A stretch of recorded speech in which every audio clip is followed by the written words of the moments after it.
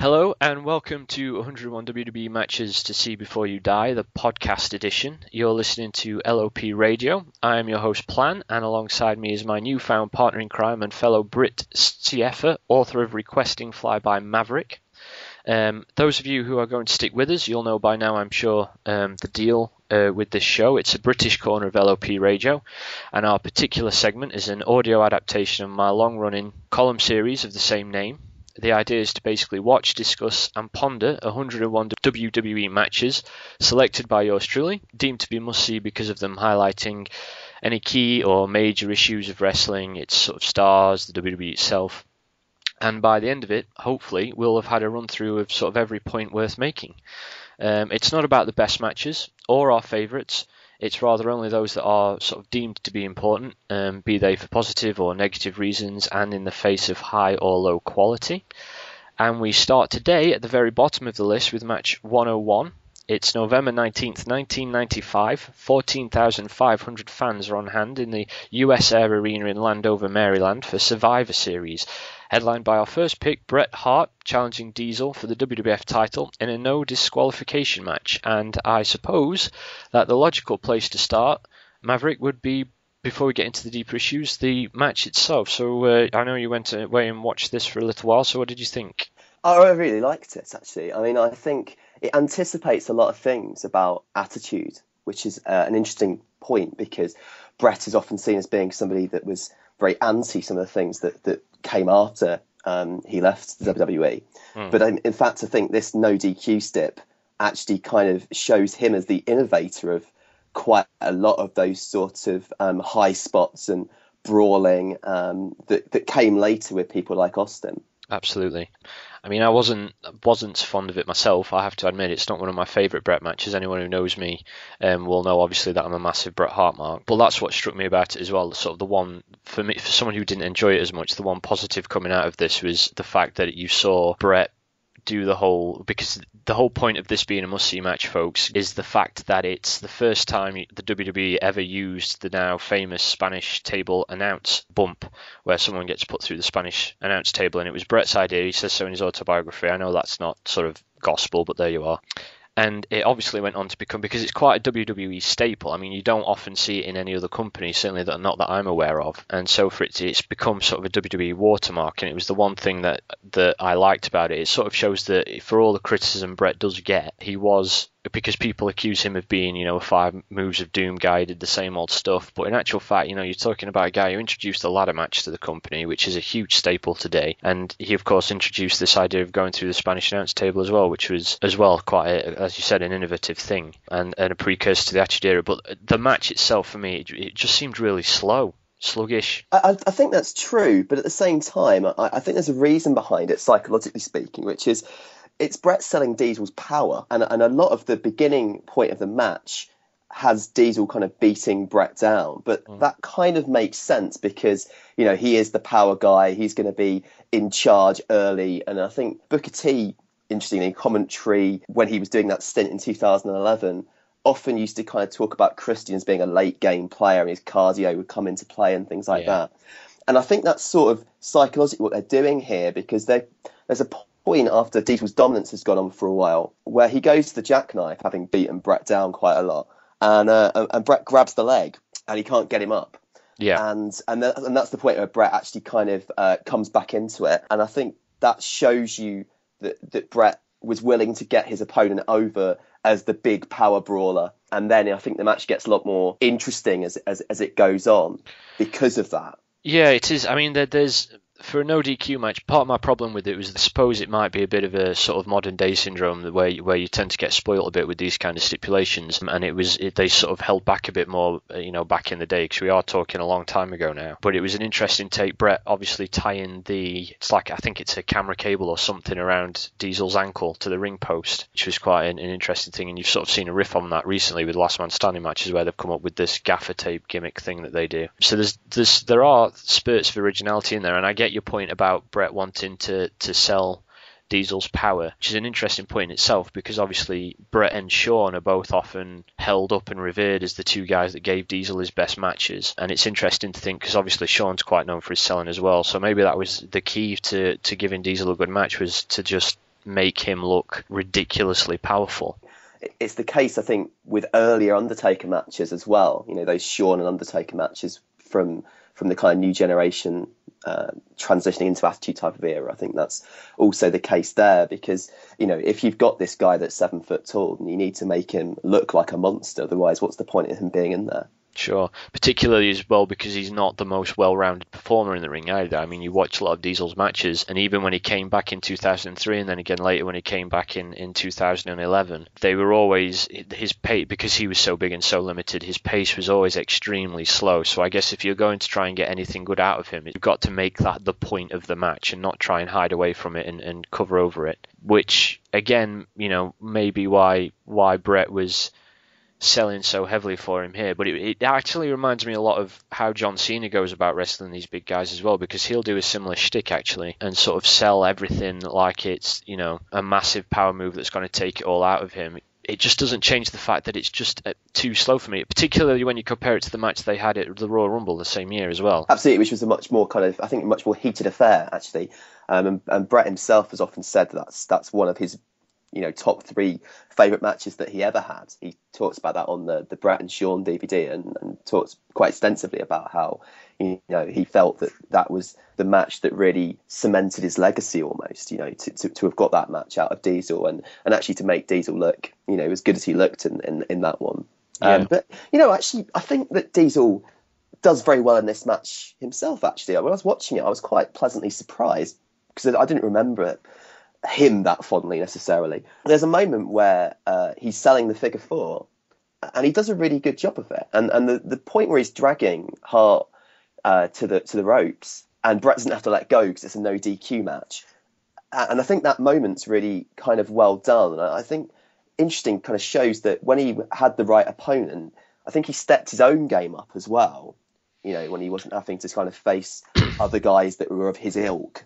I think perhaps, yeah, I mean, obviously you try and forget the matches that he had against guys like King Mabel. But yeah, I mean, Bret, I think, and it's difficult for me to talk about Bret because people will always chalk it down to me just being a fanboy, quite obviously. But I do genuinely believe that he was one of those kind of wrestlers, a bit like The Rock is, where he just seems to bring out the best in the guy that he's wrestling. Whether it's Diesel or, you know, Mr. Perfect or Shawn Michaels or British Bulldog, there's another one, you know, his matches with Bulldog were always fantastic, or even his brother. He just seemed to always bring the best out of them and make them work a bit more. Yeah, it's the cooperative nature of it, wasn't it? Because I think, you know, his priority was always to go to the guy he was wrestling and actually say, right, how can we have the best match possible? And even the sort of the famous Iron Man match with Shawn Michaels, you know, they talk on the DVD about the way they kind of practiced some of the sequences beforehand, and it was all about, even though they slightly have a little bit of animosity by then, you know, they wanted to have the best match possible and to really kind of make it a showcase.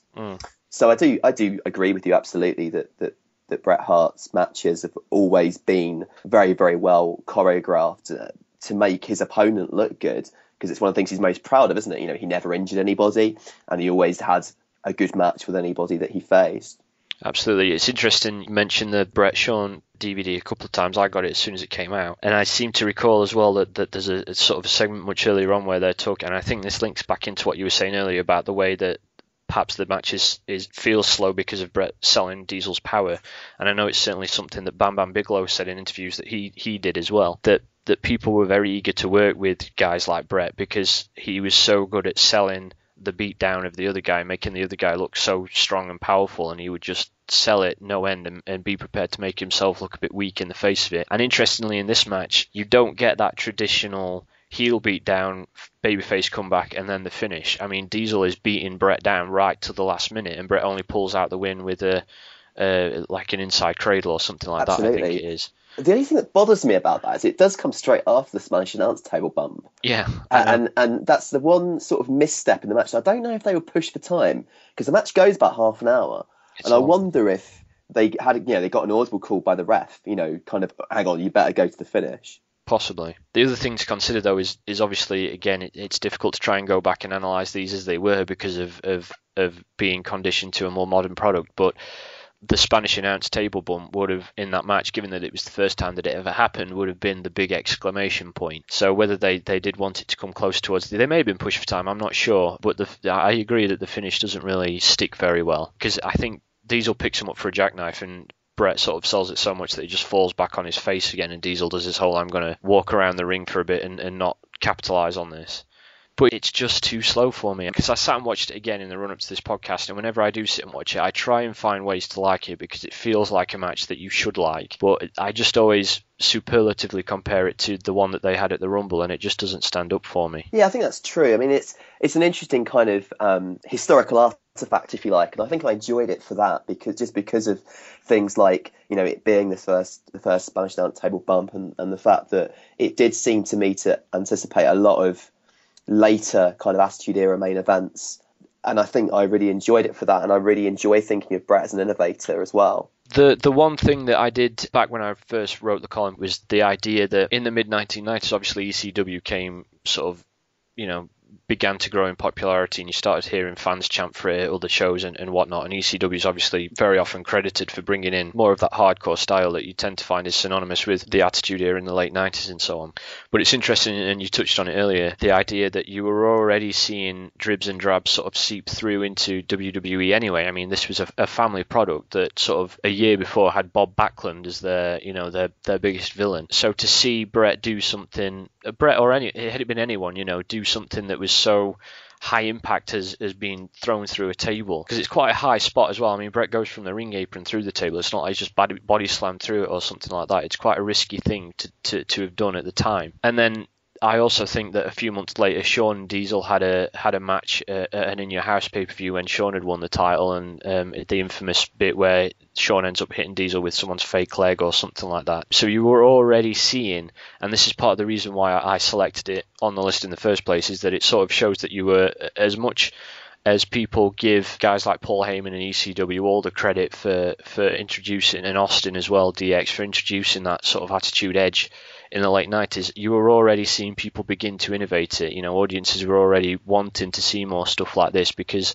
wrestling had gone beyond what it was in the late 80s, where you could get away with, you know, a 3-minute match with two guys doing about 5 moves in it. It was becoming more sophisticated, and I think this was just a natural evolution of that. And also the way in which Bret almost wrestles like a tweener in this match. I mean, yes. There's a lot of rake to the eyes, and he uses a chair on Diesel while he's tied turnbuckle, and yes, and there's a moment at the beginning of the match where Bret undoes the turnbuckle and exposes the steel, and you think back to, you know, the sort of earlier era, you know, the babyface would never be using a chair, you know, aside from there's in WrestleMania 4, Hogan kind of jumps in the ring and smashes DiBiase with a chair, and he's got the $1 Million Dream on Randy Savage. But aside from that, you know, babyfaces didn't use foreign objects. No. And there you have that happening. And later on, you know, you think about the Rock, you know, often using, you know, foreign objects in his matches. Austin certainly always using them, and you kind of anticipates that as well. Absolutely, and I'm glad you pointed that out as well, actually, because that's one of the things that jarred a little bit for me when I was watching it. Bret Hart particularly has always been very firm on his stance in terms of that he thinks wrestling should be about good guys and bad guys, and he wasn't always a big believer in, particularly in '97 when he started, when the whole Montreal thing kicked off, and he left the company, and the run up to that and stuff, he always was a little uncomfortable with the direction that the company was heading. So to see him act in a manner that has such a blurred line to it, like you said, sort of jarred with me a little bit as well. But I guess it just makes for a slightly more interesting match, actually. Yeah, absolutely, and it's a no DQ match, so you know, you have to match the heels' tactics, otherwise, you know, you're going to be left far behind, aren't you? Of course you are, yeah. Particularly with a guy like Diesel. I guess that's the ultimate reason why I think it's a must-see anyway, is the fact that it shows you the change, the slowly growing change in the audience that fermented over a number of years, that it wasn't just sort of an ECW type phenomenon that shook the businesses as guys like RVD or Paul Heyman would have you believe, but that it was heading that way anyway, naturally. I mean, do you think that there is any other reasons why people should see this? Well, I think it's worth seeing in the sense that it's one of the Diesel matches which, you know, is worth the watch, and Lord knows there aren't many of those. And I think also what we were talking about as wrestling as a very complicated historical phenomenon, which you can't really boil down to the kind of absolutes that people like you to boil it down to. So, Heyman, for example, would shout from the rooftops and about him being the biggest innovator in the business and so on and so forth. And people would think of Bret Hart as not being the guy that was comfortable with the kind of more violent, non-family friendly direction that wrestling went in. But actually, there's all sorts of moments where Bret Hart was right at the forefront of that, not least the fact that he was one of the first people to swear on WWE television. So yeah, I think it's worth seeing to understand that wrestling history is a complicated beast, and the kind of truisms that it's been boiled down to things that need to be challenged. And I guess that's something we'll touch on a lot during this series.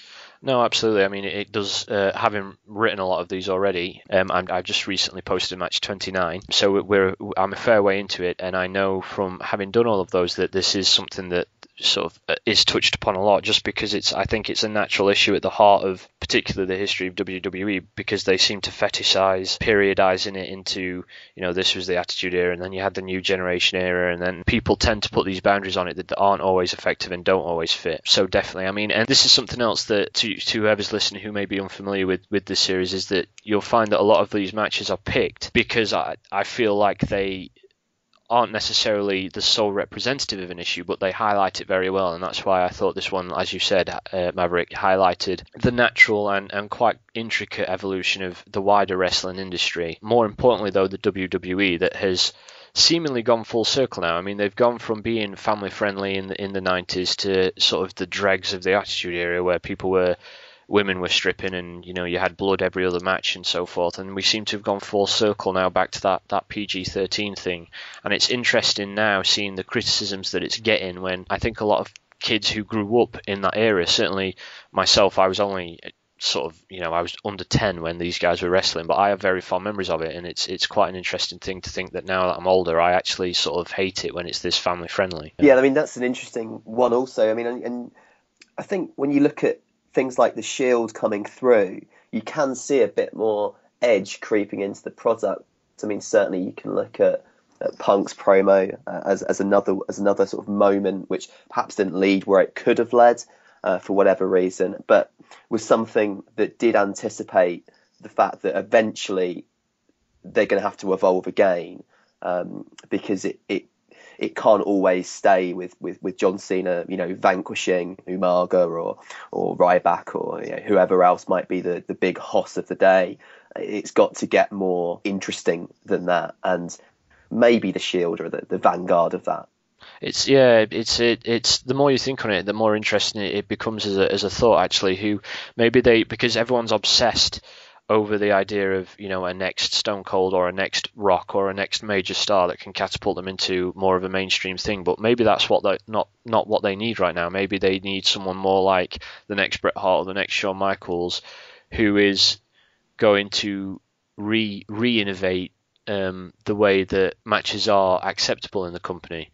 And maybe it takes someone in that big stage to actually say, you know what, it's not that bad if you hit someone in the face with a chair or on the head with a chair, or it's not that bad, if someone blades in this match. And it's interesting because a lot of the edge that we've seen creep back in, and again, I don't want to attribute it to just one person, but a lot of the edge we've seen creep back in sort of almost coincided when The Rock came back, 2011 time.